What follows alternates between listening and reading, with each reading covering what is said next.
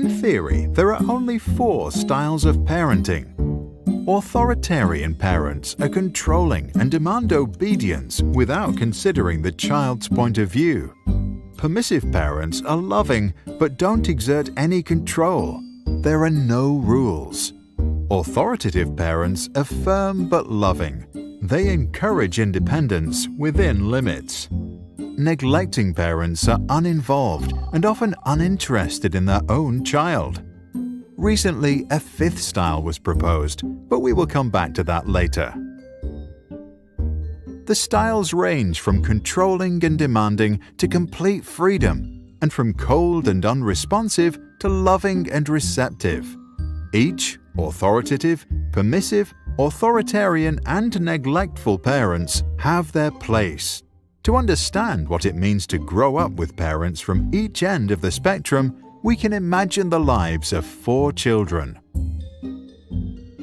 Sarah's parents are authoritarian. They love their girl, but they believe that strict rules are important to make Sarah become well-behaved and fit into society. If Sarah cries, she's told to stop. If she talks back, she is sent to the corner for time out. If she forgets to take care of her chores around the house, she is not allowed to play with her toys. Sarah learns that suppressing her emotions and following her duties is the way to get through the day. To get the love of her parents and to avoid making them upset, she becomes obedient. However, because Sarah was never allowed to decide for herself or follow her intrinsic interests, as an adult, she doesn't know what she really wants.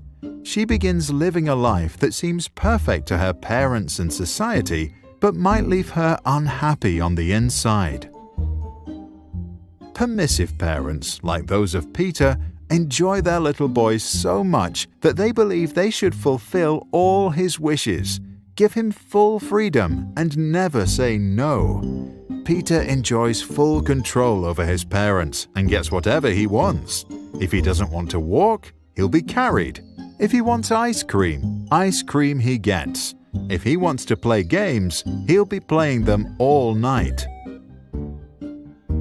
Peter grows up completely without borders and does whatever he thinks is right.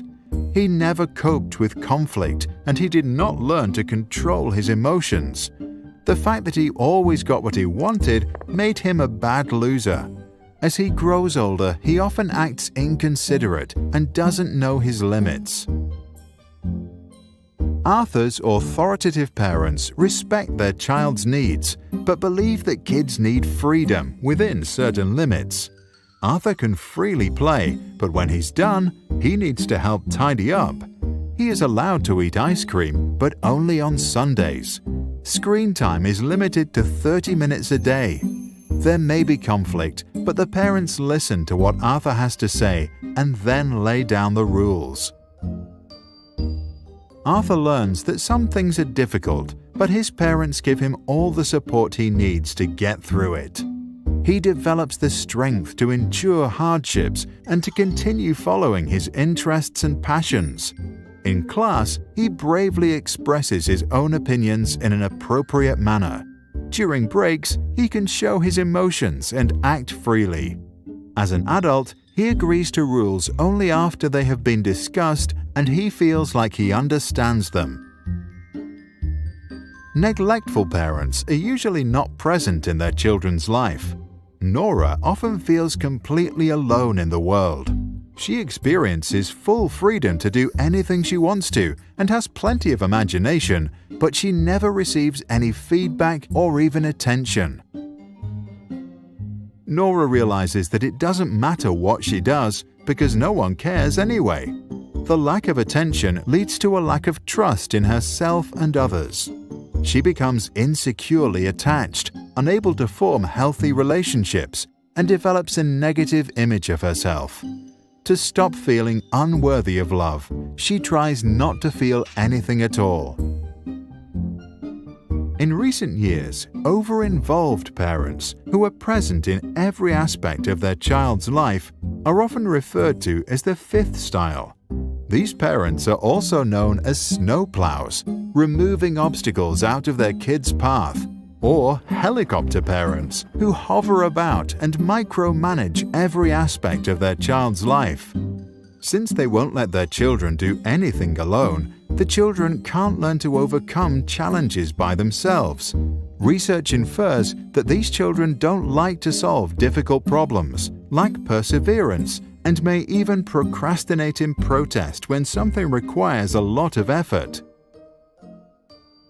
Since most research on parenting is based on self-reports and was done in the US and Europe, it is not clear how strongly the observed effects will hold up in controlled observational experiments or in other parts of the world. The 4 parenting styles were first introduced by psychologist Diana Baumrind. For good parenting, she advised balance of demandingness and responsiveness. Add to that the wise words of Maria Montessori to never help a child with a task at which he feels he can succeed, and parents should do pretty well. What do you think? Should parents resort to a specific style, or should they decide what's best to do in a given situation, as long as they don't neglect or abuse their child? To download this video without background music and learn more about the topic, visit sproutschools.com. For a free masterclass on attachment parenting, see the link in the description below.